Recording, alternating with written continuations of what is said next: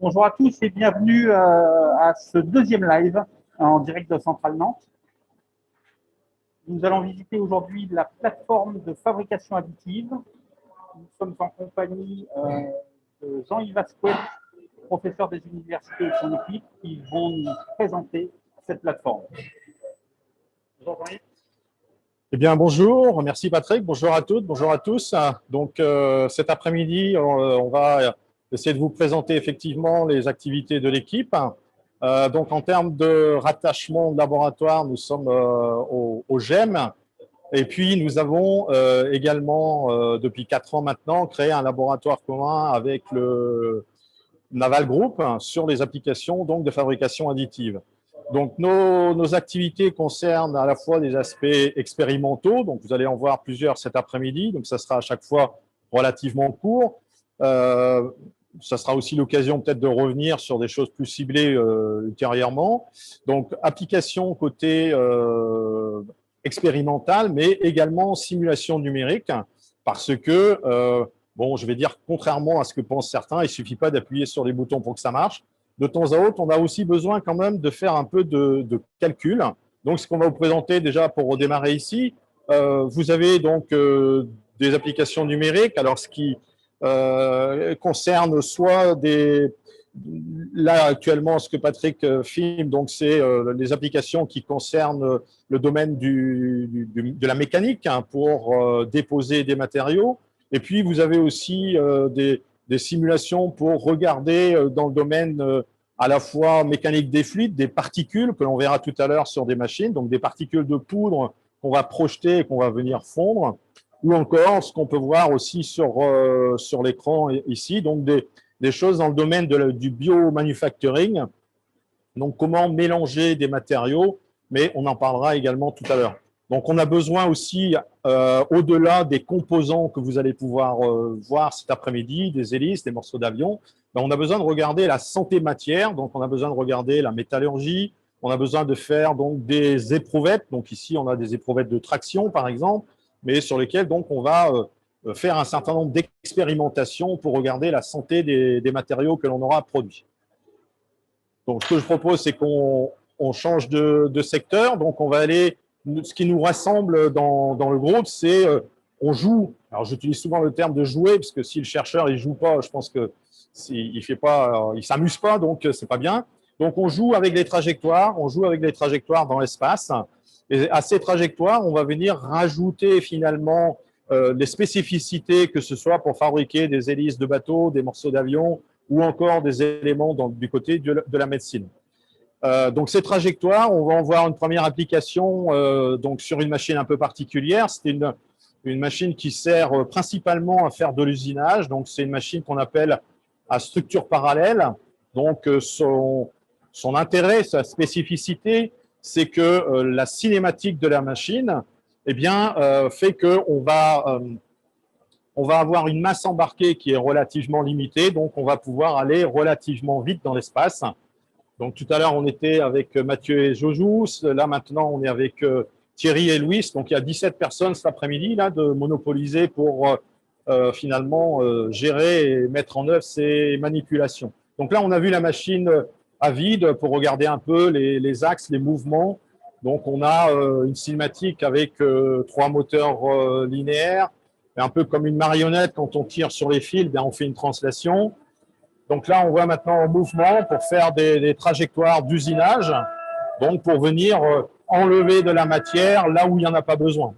Donc, on vient réaliser les copeaux et donc on a un outil coupant qui permet d'enlever cette matière. Donc, vous avez quelques applications réalisées ici. On a ici une pièce un peu emblématique pour nous, parce que c'est l'étude d'un pied de cadre donc pour l'A380. Donc, c'est une pièce qui sert à rattacher finalement les ailes au fuselage de l'avion. Donc, une pièce quelque peu stratégique. Donc, on a travaillé sur ce projet-là pendant un certain nombre de mois. Donc là, on est sur la partie « j'enlève de la matière là où il n'y en a pas besoin ». Et puis maintenant, on va surtout parler de, je vais mettre de la matière là où on en a besoin. Donc des imprimantes 3D, je pense que tout le monde a entendu parler, on entend parler tous les jours. Donc ici, on a un certain nombre d'imprimantes, je vais dire, assez standards. Même si celles-là coûtent quelques milliers d'euros, ce sont quand même des imprimantes dites standards. Alors, ces technologies-là utilisent un fil à base de polymère, un fil, on va dire plastique, et on va mettre des guillemets autour de plastique. Maintenant, cette technologie a quand même un certain nombre de limitations. C'est l'espace de travail, donc la taille des pièces que l'on peut produire, et puis aussi la résistance mécanique des pièces que l'on réalise. Donc, on a dans le groupe une autre activité sur, donc avec Tiana et avec Olivier cet après-midi, donc sur des applications robotisées donc qui permettent de faire des pièces de grande dimension, et puis aussi des pièces donc qui ont des caractéristiques mécaniques renforcées. Donc ici, de manière volontaire, je montre des défauts. Si vous voulez des pièces mauvaises, comme je dis régulièrement, on sait en faire. Donc là, on a ce qu'on appelle du délaminage. C'est comme un millefeuille, on a empilé les couches et les couches, il y a de décohésion, donc il n'y a pas d'adhérence entre les différentes couches. Donc mécaniquement parlant, évidemment, ça pose souci. Donc on a un développement sur cette technologie, on développe vraiment de A à Z parce que toute la partie tête de dépôt, etc., c'est quelque chose qu'on développe en interne. Donc, il y a ici un certain nombre de composants, une pale, par exemple, d'éolienne ou encore des tuyères. C'est ce que Olivier donc, et Tiana réalisent cet après-midi, une tuyère pour les applications mécaniques des fluides. Des composants, ça, c'est une pièce qu'on reverra tout à l'heure, qui vont sur le Rafale. Bon, pas en matériaux plastiques, mais on le verra tout à l'heure en métallique. Donc là, on a vu les applications côté polymère. Donc, on va passer maintenant aux applications côté métallique. Donc, côté métallique, on est ici sur une autre approche. Donc, on a une approche avec Stéphane Clément. On va utiliser des poudres. Donc, on va utiliser des poudres relativement fines. Donc, voilà la granulométrie des poudres. Ça dépend des matériaux, mais entre 45 et 100 microns pour un peu fixer les idées. Et cette poudre, on va la projeter dans un cône. Donc, on a une schématisation ici. Donc, cette poudre, on la projette dans un cône avec du gaz porteur. Et en même temps qu'on la projette, eh bien, on vient avec un faisceau laser fondre la poudre en question. Donc, on a l'application, je ne sais pas ce que ça donne en termes d'imagerie. Donc, il y a une vitre spéciale, évidemment, parce qu'on est dans un environnement avec un laser, donc qui donne cette couleur verdâtre. Donc, sinon, vous avez sur l'écran de contrôle la fabrication. Donc, c'est une machine 5 axes qui permet donc de faire des composants relativement spécifiques. Et puis, cette technologie présente aussi un intérêt, c'est qu'on peut faire ce qu'on appelle du gradient de matériaux. Du gradient de matériaux, ça veut dire qu'on va mélanger ou on peut mélanger la matière durant la fabrication, parce qu'il y a certains matériaux qui vont répondre pour une certaine caractéristique, il y a d'autres matériaux qui vont répondre pour une autre caractéristique, et on aimerait avoir les deux. Donc, on peut faire ce genre de gradient de matériaux. Si je parle de moelleux au chocolat, je pense que ça parlera à tout le monde. Comme tout à l'heure, je parlais de pâtisserie, je vais continuer.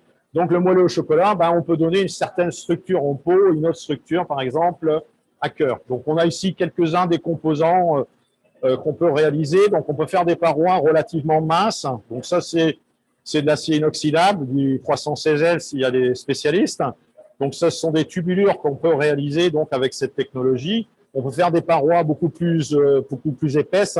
On peut faire des pièces de design. Donc, ça, c'est un talon de chaussure pour dire à quoi ça sert. Des applications aéronautiques, encore une fois. Des applications sur des moteurs de fusée. Donc, des applications dans le domaine du médical. Des applications pour des boîtiers de montres. Ça, c'est pour des applications Audemars Piguet, pour les citer. Donc, des pièces en titane. Donc, voilà un petit peu le type de résultats qu'on peut obtenir. Maintenant, durant le procédé, la configuration du matériau va changer en fonction de la température, de l'inertie, etc. Donc, il est nécessaire d'aller ausculter en permanence le procédé. Donc, pour ça, on fait ce qu'on appelle du monitoring. Donc, on va venir capter de l'information, de la température, de la mesure physique, ça peut être du son dans d'autres cas. Et ces indicateurs-là, on va les retravailler de manière à venir corriger. Donc, on va créer une boucle d'asservissement de manière à venir corriger finalement le procédé. Donc, maintenant, on a vu ici avec les technologies à base de poudre. Donc, on va passer sur une autre cellule sur laquelle on va utiliser non pas des poudres, mais un fil. Donc, je laisse Patrick passer pour éventuellement vous montrer. Donc là, on vous montrera tout de suite après le système hors arc pour mieux présenter les choses. Donc là, on va utiliser un fil métallique. On va créer un arc électrique avec différentes sources d'énergie possibles. Et on va ainsi créer de proche en proche, donc encore une fois avec des trajectoires spécifiques dans l'espace. Donc ce robot, comme vous pouvez le voir, bien, il est fixé au plafond sur une poutre donc le robot lui-même peut se déplacer. Donc on a une configuration avec 7 axes. L'intérêt, c'est que le sol est dégagé, donc ça permet de faire des pièces de grande dimension, 4 mètres par 5 mètres, principalement pour des applications aéronautiques, donc faire des panneaux de fuselage d'avion, par exemple. Donc, on en a un échantillon ici. Donc, des panneaux de fuselage d'avion. Donc, voilà un panneau de… Donc, ça, c'est une tôle pour vous rassurer ou pas d'A320. Donc, une tôle qui fait 2,2 mm. Et sur cette tôle-là, bien finalement, l'aéronautique vient fixer des raidisseurs, donc des poutres qu'on vient percer, rifter, etc. Donc, c'est un process relativement long. Donc, on a travaillé sur ce sujet-là pour faire ce qu'on appelle des panneaux auto-ready. Donc, ça veut dire que sur le panneau lui-même, eh bien, on vient rajouter la matière sans avoir cette fois-ci besoin de percer et de mettre les rivets. Donc, voilà une des applications aéronautiques. Donc, ça, c'est sur un petit échantillon, mais donc les panneaux complets d'avion font plusieurs mètres. Des applications du côté naval, parce que j'ai cité tout à l'heure notre partenaire naval, et bien donc des applications du côté donc des fabrications des hélices.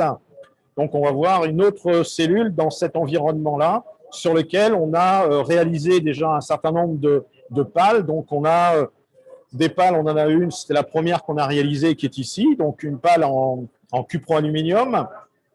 Donc ce sont des pales qui font à l'échelle à peu près 1,5 m de haut, 350 kg suivant les matériaux et les dimensions. On a aussi réalisé des pales creuses. Donc, des pales creuses, bon, on présente un certain nombre d'intérêts. D'abord en consommation, la masse embarquée est moindre, la quantité de matériaux. On peut aussi mettre des matériaux amortissants éventuellement, etc. Donc, voilà les applications du côté naval. Donc, ici, on a donc une autre configuration de robot.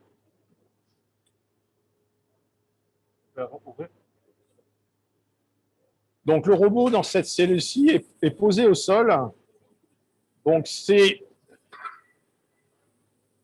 un robot avec une toute autre caractéristique, parce qu'on voit bien que c'est un robot un petit peu musclé. Alors, il n'y a pas nécessité d'avoir cette configuration-là simplement pour déposer. Donc, on voit ici l'extrémité du fil qui a servi à faire les dépôts de matière. On a donc créé un arc électrique, encore une fois. Mais dans cette cellule, on peut à la fois utiliser du fil, comme ce qu'on vient de voir à côté, mais également de la poudre. Donc, c'est ce qu'on voit sur une des têtes qui se trouve donc un peu en retrait. Et donc, ça, on va pouvoir faire de la poudre au même niveau que ce que l'on a vu tout à l'heure sur la première machine. Mais on peut également venir usiner parce que on a besoin d'améliorer, on peut avoir besoin d'améliorer les états de surface. Donc, on voit ici les états de surface, ils ne sont pas toujours satisfaisants. Donc, ils peuvent aussi mécaniquement engendrer des problèmes de fatigue, au sens où il peut y avoir des ruptures de fait de cet état de surface. Donc, on peut être amené à faire de la fabrication hybride, c'est-à-dire rajouter de la matière, mais aussi en enlever de manière à améliorer les états de surface. Et donc, là-bas, dans l'arrière-fond, on a un gros moteur qui sert, une grosse perceuse, si on veut, une électrobroche, qui va servir à tenir un outil coupant, comme ce qu'on a vu sur la machine bleue en introduction. Et cette fois-ci, dans le même environnement, on va être capable de mélanger à la fois de l'additif et du soustractif, donc de faire de la fabrication dite hybride. Donc, vous avez d'autres applications ici, donc encore une fois sur des exemples d'hélices, donc on en a vu déjà tout à l'heure, et puis aussi des applications dans le domaine du ferroviaire. Donc ça, c'est une pièce en collaboration avec la SNCF, donc une pièce qui sert au niveau des suspensions de TGV, donc qui a été testée mécaniquement, métallurgiquement, etc. Donc, ce n'est pas seulement la réalisation du composant, mais derrière, il y a évidemment toute une étude mécanique de manière à pouvoir, réaliser ce composant en lui-même. Et donc, maintenant, on va pouvoir terminer, en tout cas, la première partie, après, si vous avez des questions. Sur un tout autre secteur, il y a maintenant à peu près 5 ans, on a démarré une activité dans le domaine de la biofabrication. Donc, domaine de la biofabrication, donc quand on voit les hélices, les bateaux et autres à côté, je vais dire rien à voir, mais quand même, il y a toujours cette histoire de trajectoire, donc des trajectoires avec lesquelles on va jouer, mais cette fois-ci avec d'autres matériaux et une autre échelle. Donc, on va voir donc, Luciano et Emmanuel. Donc, Luciano est un cas un peu atypique chez nous, au sens où le reste de l'équipe sont des gens qui ont eu la formation d'ingénierie. Et Luciano est médecin, chirurgien, et il a intégré Centrale en tant que permanent il y a maintenant quelques mois de ça. Et donc, on a cette hybridation aussi en termes de compétences, à la fois ingénierie, mais également médecine. Donc là, la machine qui nous sert à faire la biofabrication, on l'a développée par nous-mêmes et on continue de la développer. On a ici une machine de précision, une machine 3 axes qui est dans un environnement confiné compte tenu des applications. Donc là, on a un projet avec des partenaires donc de l'INSERM pour réaliser un DIV, un disque intervertébral, donc ce que vous voyez sur la machine en fonctionnement, ou encore en termes de simulation sur les écrans. Et ce projet, finalement, il est né de ce qu'on a vu tout à l'heure. Je vous ai parlé de moelleux au chocolat là, sur une des machines. Là aussi, on fait du moelleux au chocolat, même si ce n'est pas la même recette, ce ne sont pas les mêmes ingrédients. Pourquoi ? Parce que ce disque intervertébral, donc au niveau de la colonne, on n'a pas les mêmes attentes, on n'a pas la même structure si on regarde le disque à l'extérieur ou si on le regarde à cœur, si on le regarde au milieu. Donc là aussi, on a développé un certain nombre d'outils, d'utilitaires, etc., de manière à mélanger les matériaux durant la fabrication. Et si vous vous rappelez ce qu'on a vu tout à l'heure en introduction sur les outils de simulation numérique, finalement, ces outils de simulation, ils nous ont servi à déterminer, à calculer les mélangeurs de manière à ce que ça se passe le mieux possible. Donc après, ici, il y a un certain nombre d'échantillons. Donc ça, ce sont des choses sur lesquelles on travaille aussi avec Luciano pour faire ce qu'on appelle des guides de coupe, lorsqu'on a besoin de venir intervenir de manière chirurgicale pour améliorer donc les structures osseuses, remplacer des structures osseuses. Et puis, on vous parlera peut-être un peu plus tard, parce qu'on ne va pas le faire aujourd'hui, mais d'applications sur la réalisation de fémurs, mais on en reparlera plus tard. Voilà, je pense que j'ai essayé de tenir à peu près le timing là, des 20 minutes, puisque c'est le timing que Patrick m'avait donné, donc concernant les présentations, évidemment avec tous les collègues de l'équipe qui étaient présents. C'est parfait, merci Jean-Yves. Peut-être est-ce qu'on peut aller dans une salle au cas où il y a des questions. Très bien, oui, très bien. Parce que la salle est un peu bruyante. Je parle dans le micro de Jean-Yves. D'abord, Jean-Yves, merci beaucoup pour ce visite, parce que c'est beaucoup de choses nouvelles, je pense, pour plein de monde. Et c'est super intéressant. Merci à toutes les personnes qui participent.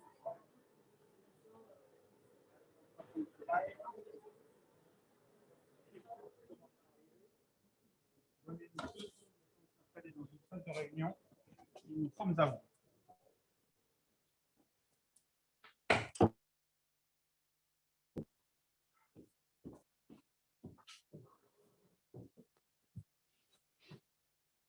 Sandrine, je vais te laisser prendre la parole. Oui, bonjour tout le monde. Donc, je vais retransmettre les questions qu'on reçoit à l'écrit. Pour les participants, je vous invite à utiliser le QR pour pouvoir déposer vos questions que je vais retransmettre à l'oral. J'en ai quelques-unes déjà. La première, on nous demande combien coûtent les fabrications des unités. Alors, je ne sais pas si c'est sur une partie en particulier, je n'ai pas plus de précision. Combien coûte? J'ai pas compris la fin. Combien ça coûte pour les fabrications des unités? C'était peut-être adapté à une pièce en particulier. Qu'est-ce qu'ils appellent une unité? Mais combien ça coûte? Je ne sais pas trop comment répondre, mais je vais dire ça dépend. Ça dépend de plein de choses. Ça dépend des procédés d'abord qu'on souhaite utiliser. Ça dépend si on utilise des matériaux polymères, si on utilise du métallique, si on utilise du titane. Enfin, il y a plein de. Je veux bien après répondre de manière plus détaillée, c'est pas le problème, mais là j'ai un peu de mal à répondre à la question, quoi. Et justement, peut-être nous donner un ordre d'idée sur les différents matériaux. Qu'est-ce qui est le plus cher, qu'est-ce qui est le moins cher? Ce qui est le plus cher en termes de matériaux, mais là, je veux dire, tout le monde connaît ces matériaux, c'est le titane. Bon, voilà, nous, on utilise le titane sous la forme de poudre, donc comme on l'a vu sur un des équipements tout à l'heure. Fabriquer de la poudre, aussi, ça a un coût. On utilise le titane sous la forme de fil également.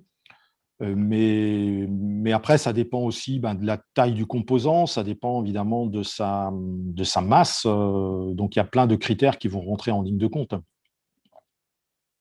Très bien, merci.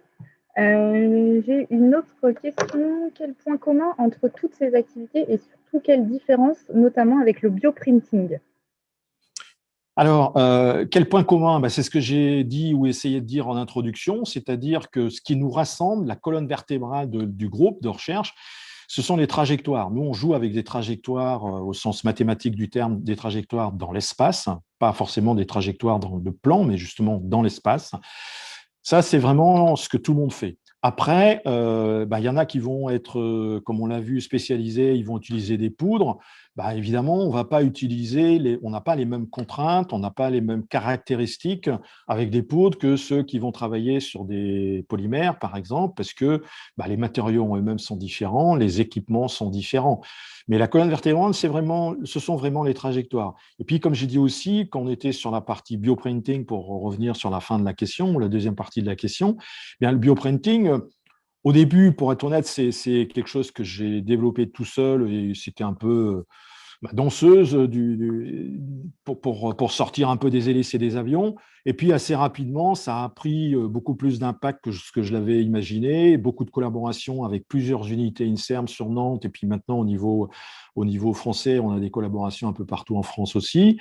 Et finalement, le disque qu'on vous a démontré tout à l'heure sur le bioprinter, eh bien, ce projet, il est né d'une visite des collègues d'un labo INSERM à Nantes qui s'appelle le Hermès, qui venaient justement voir notre printer, des gens à qui des médecins, des biologistes à qui j'ai présenté les activités comme on les a fait tout de suite là. On a parlé de la machine de fabrication additive à base de poudre, j'ai parlé de mon moelleux au chocolat, et de là est née l'idée, et est-ce qu'on pourrait faire un moelleux au chocolat, mais cette fois-ci dans un environnement médical. Donc, encore une fois, voilà, il n'y a pas du tout de découplage entre les applications mécaniques et les applications bio, mais au contraire, il y a beaucoup de synergie entre la partie ingénierie et la partie médicale, médecin. Luciano Vidal, que vous avez vu tout à l'heure sur le bioprinter, il avait d'autres opportunités d'aller dans des unités INSERM, donc quelque chose qui est vraiment dans son domaine. Il a préféré venir avec nous à Centrale, donc sur la partie ingénierie, parce qu'il a aussi vu cet intérêt sur l'aspect hybridation, comme je l'évoquais tout à l'heure, ingénierie et médecine.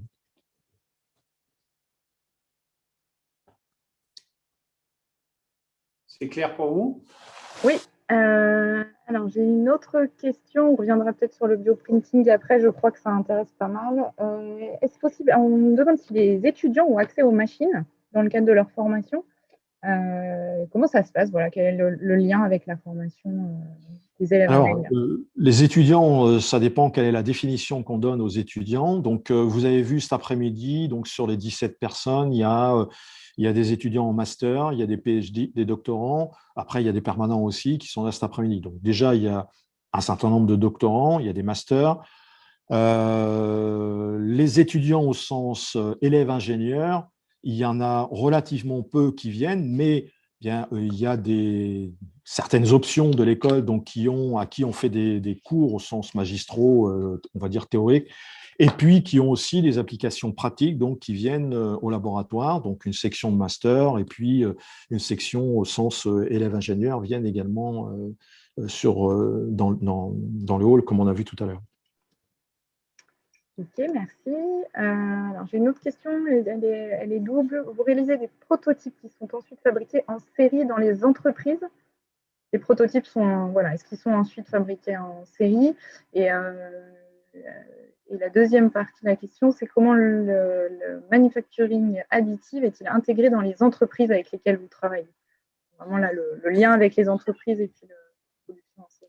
Et alors, nous, notre rôle en tant que laboratoire, mais c'est vrai dans tout laboratoire de recherche, c'est à la limite, lorsqu'on est sur la partie expérimentale, c'est de créer des démonstrateurs. Après, il n'est pas du tout dans notre rôle que d'aller fabriquer des objets en série, c'est hors de notre périmètre. Par contre, ce que l'on peut faire, et ce que l'on fait dans certains cas de figure, c'est accompagner les entreprises de manière à faire du transfert de technologie. À partir du moment où on a fait une mise au point sur un certain nombre sur une manipulation, sur un procédé, etc., et ensuite on vient accompagner l'industriel. Deuxième partie, comment c'est intégré? C'est très variable parce que il y a encore des choses qui sont plus ou moins matures dans cette activité de la fabrication additive, même si on en parle tous les jours. Je vais donner un exemple qui est notre partenaire principal avec Naval Group. Eh bien, j'ai dit tout à l'heure, le Joint Lab, le laboratoire commun, physiquement, il est ici sur le campus de Centrale. Donc, ça veut dire qu'il y a un certain nombre d'ingénieurs, docteurs ingénieurs chez Naval qui viennent de manière régulière travailler avec nous sur la plateforme. Maintenant, l'équipe R&D de Naval a fait l'acquisition également de moyens d'études. Donc finalement, on a une première phase qui se passe sur le campus à Centrale, une deuxième phase qui se passe au niveau de l'entreprise elle-même, du groupe Naval, mais au travers de l'équipe de R&D. Et enfin, eh bien, il y a la production, donc toujours du groupe Naval, qui a fait aussi l'acquisition d'une autre cellule donc, de fabrication additive. Donc finalement, au travers de 3 étapes, et on est amené à faire du transfert. Et aujourd'hui, les applications sur les hélices avec Naval, eh bien, il y a des hélices qui ont donc qui sont nées quelque part en termes d'études ici, et puis on l'a vu dans les journaux ces derniers temps, qui sont aujourd'hui montés sur des navires. Donc là, encore une fois, il y a du transfert. Et même au-delà du composant lui-même, c'est vraiment les outils eux-mêmes. Alors, quand je dis les outils, c'est au sens large, hein, ce sont des moyens physiques, mais aussi, il ne faut pas l'oublier, toute la partie logicielle, la partie simulation qu'on a vu rapidement tout à l'heure en introduction. Donc ça, c'est un élément très important également. Et on a beaucoup de collaborations sur ce secteur du logiciel avec les plus grands, que ce soit Autodesk, MSC, ESI, nos amis de l'ENSAM de Paris avec qui on continue de collaborer sur ces outils de développement. Il y a beaucoup de choses à faire également là-dessus. Juste pour prolonger la question, est-ce qu'il y a des brevets qui sont déposés par Centrale? Oui, bien sûr, on a plusieurs brevets qui sont sur ce secteur-là. Alors, ça peut être des brevets en propre, ce sont des brevets qui peuvent être co-déposés, comme ça a été le cas avec Naval, par exemple, oui. André? Oui, en fait, les questions arrivent petit à petit. Donc ça, c'est une question qui vient de YouTube, puisqu'on est en live sur YouTube en même temps aussi. Est-ce que beaucoup d'entreprises s'intéressent aux procédés de fabrication additive parce que cela a un coût considérable dépendant des matériaux? Parce que pardon, j'ai du mal à compte capter. Compte tenu du coût Oui. lié des coûts de production. Pardon. Alors, les coûts de production, c'est évidemment un vrai sujet. Et aujourd'hui, alors il y a quelques années, quand les industriels venaient nous voir, c'était est-ce que vous êtes capable de fabriquer ce composant? Donc, quelque part, c'était sur un aspect de géométrie. Donc, on a un dessin, on a une pièce déjà existante. Est-ce que vous êtes capable de faire ça en fabrication additive? Puis ensuite est arrivé les questions et la santé matière, parce que fabriquer la pièce, si c'est juste pour prendre une photo, mais qu'elle n'a pas de consistance et qu'elle n'est pas saine au sens mécanique du terme, ça a assez peu d'intérêt. Donc sont venues les questions, on va dire, subsidiaires et qui ne sont pas aussi subsidiaires que ça, c'est toute la partie analyse au sens la santé matière, la métallurgie, les résistances mécaniques. Donc derrière, il y a toute une batterie de tests pour faire des éprouvettes. On a vu tout à l'heure une éprouvette de traction. On peut faire des éprouvettes de fissuration. Donc on va amorcer des fissures et on va tirer dessus pour voir jusqu'à quand ça résiste. Des tests de fatigue, donc de manière à faire plusieurs millions de cycles, de manière à voir comment résiste le composant. Et puis, il y a évidemment la réalité du terrain, c'est l'aspect économique. Donc, il y a toujours l'aspect technico-économique. Est-ce que on sait faire aussi bien? Est-ce qu'on sait faire mieux? Faire de la surqualité, ce n'est pas forcément l'objectif, mais aussi à quel coût?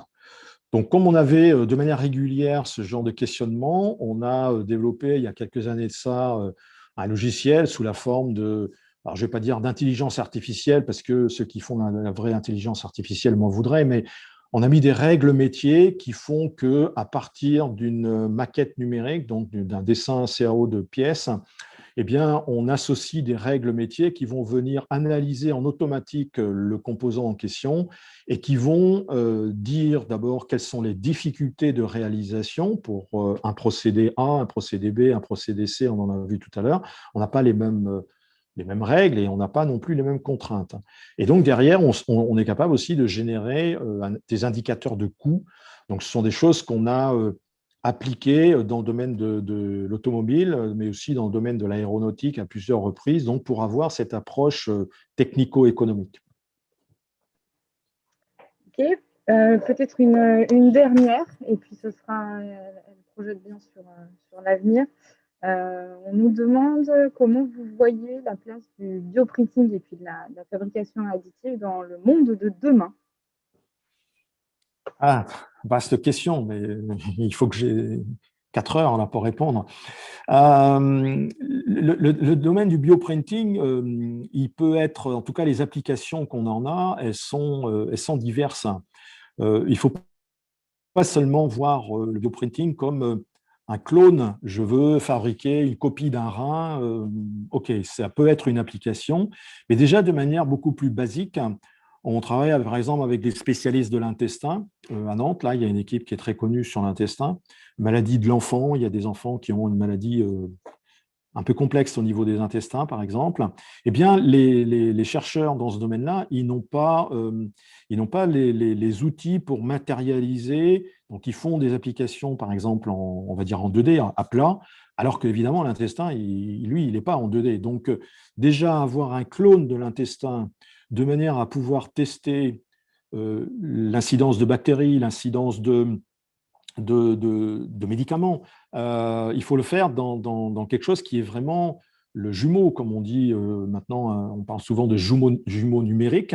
Eh bien, là, c'est un clone, c'est un jumeau physique quelque part. Donc ça, c'est une des premières applications.